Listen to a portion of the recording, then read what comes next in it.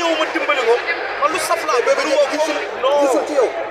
man gan laay wuyoo diis mënul diis suma kaw ndax man gan laa def cey safara te ku ci agsi dinaa la dex seeg àdduna dinaa yëngal sa cardio dinaa la minimiser dinaa la manipuler dinaa la dàq incha allah cey safara loolu la dem mais confiance bi lan la entraîné rek man moom entraînement laa am entraînement laa gëm moo ma def li ma doon tey moo ma may li ma am tey ci làmb booy te yëpp dama leen rangale ku ci ne buñ jooyee man leen na ñëw ñu ne tey mu dee combat man lay ànd sa combat bi gënoon neex waaj boobu dafa jël combat muy Niang Ballo Niang Ballo dafa jël bu laal mais bu jël woon bu laal si yak Niang Ballo lamb neexoon na parce que sa combat ak Niang Ballo doon nañ ko dox ko coowaat ko mais gars yi ñeme wuñ de li ma la wax rek barke Serigne Touba gars yi ñeme wuñ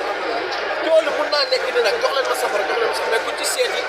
say mbokk ne la mu daaxoo man tamit loolu moo ma jaaxal lu waral loolu parce que dafa bëre bi léegi wàññi naa xeex bi léegi damay ñëw yooru rek jàpp waaw yooru jàpp ñu xool ak Mor Fadam lan mooy seen secret rek ginnaaw Pambaay ñëw na ak guy gi ñëw ngeen defar war liggéey jëm non man moom yeneen mbër yu mag yi moom dootu ma tudd kenn parce que nit boo nekkee ay say rak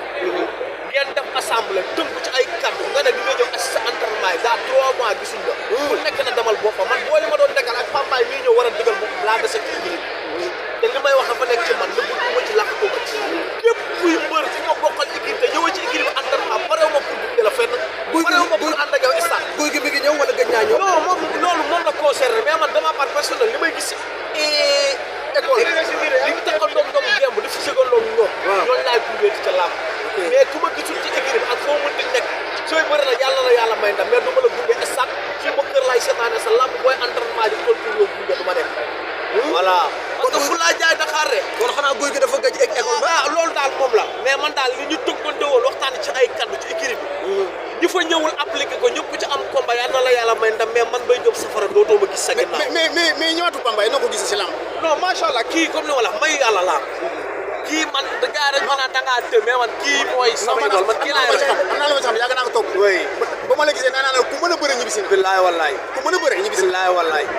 yàgg kii dafa romb mën kii mayu yàlla la kii li mu am yàlla moo ko jagleel te macha allah li mu doon def di ko pratiquer ak li